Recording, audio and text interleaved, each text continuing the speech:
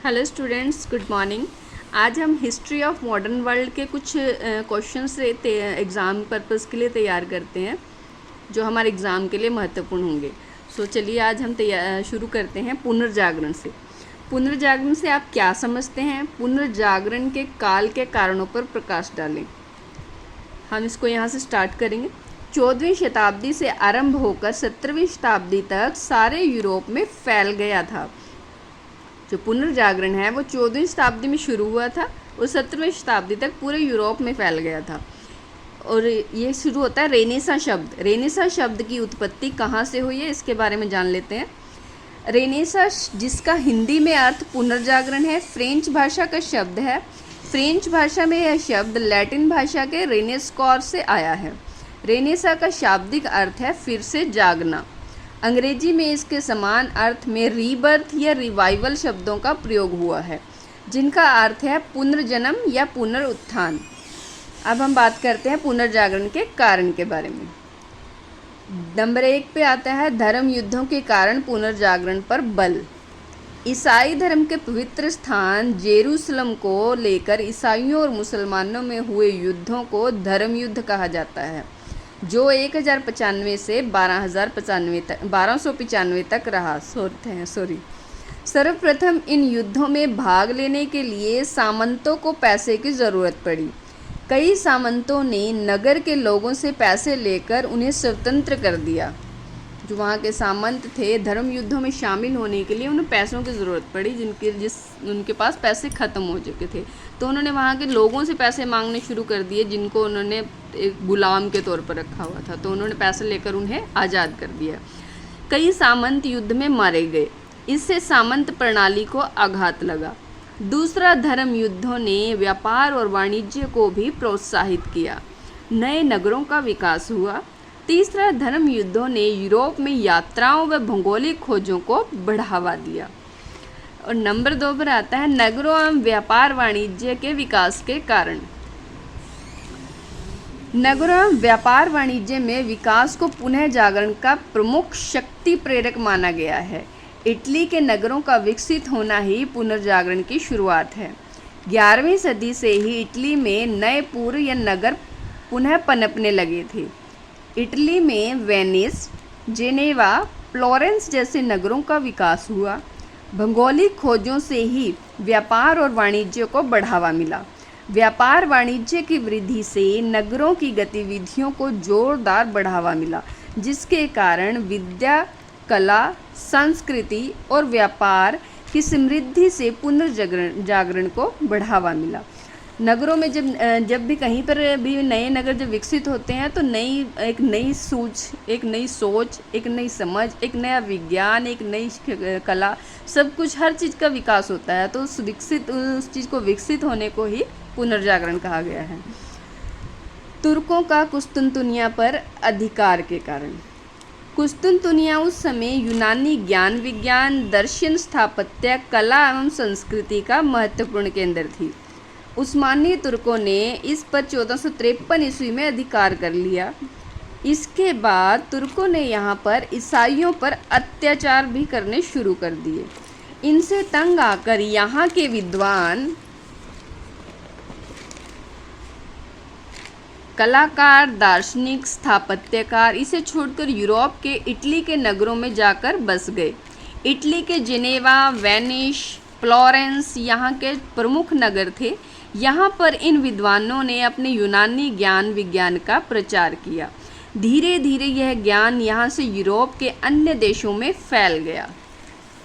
जब ज्ञान का प्रसार होता है ना, जब ज्ञान चारों तरफ फैलता है तो एक नई सोच पनपती है, एक नया ज्ञान लोगों में फैलता है। जो ज्ञान फैलता है वो लोगों में एक नई सोच, नई थिंकिंग पैदा करता है, जिसे पुनर्जागरण कहा जाता है। भौगोलिक खोजें। कुस्तुनतुनिया के पतन के बाद तुर्कों के कारण यूरोप के व्यापार मार्ग सुरक्षित नहीं रहे। यूरोप में भारत, चीन व अन्य पूर्वी देशों के सामान की बहुत मांग थी, जैसे रेशम, सूती वस्त्र, मसाले आदि, जिस कारण यूरोपवासी नए व्यापार मार्ग की खोज पर निकले। 1492 ईस्वी में कोलंबस भारत का मार्ग खोजने की चाह में नई दुनिया अमेरिका में पहुंच गया। 1498 ईस्वी में वास्को डी गामा अफ्रीका का पूरा चक्र लगाकर भारत पहुंचने में सफल हुआ। इसके बाद 1519 ईस्वी में मैगलिन ने सारी दुनिया का चक्कर लगाना शुरू किया। उसे 1522 ईस्वी में सफलता प्राप्त हुई।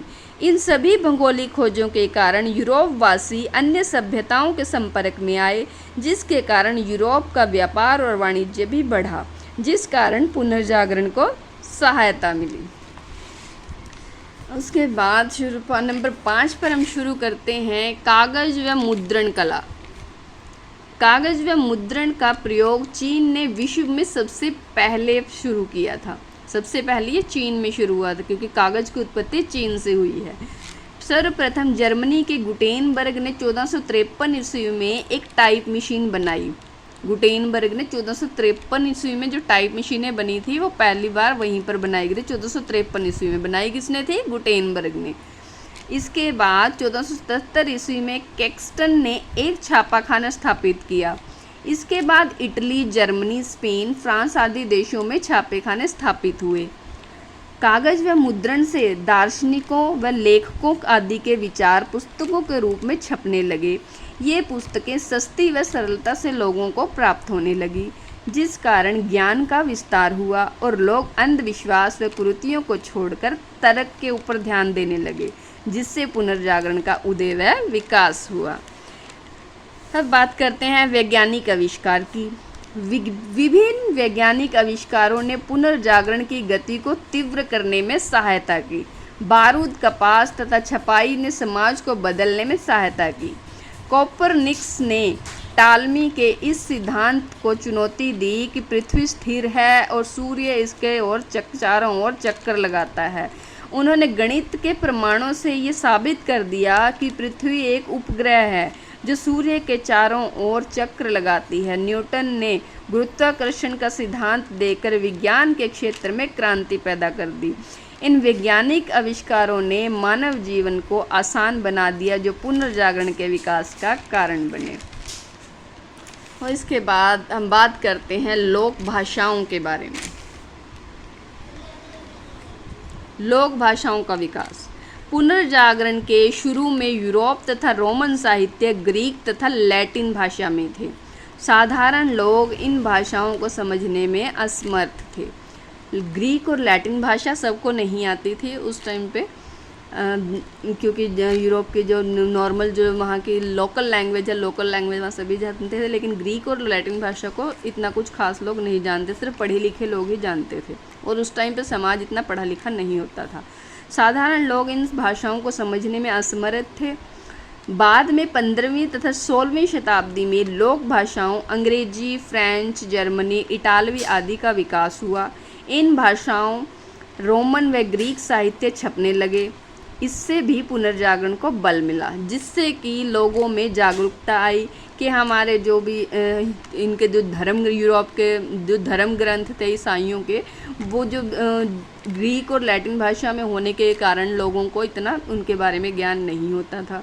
तो जब वो अपनी लोकल लैंग्वेज में जब वो छपने लगे, उनका प्रसार हुआ, तो लोगों तक इस चीज़ की हर चीज़ के बारे में उन्हें नॉलेज मिली और ज्ञान का विस्तार हुआ।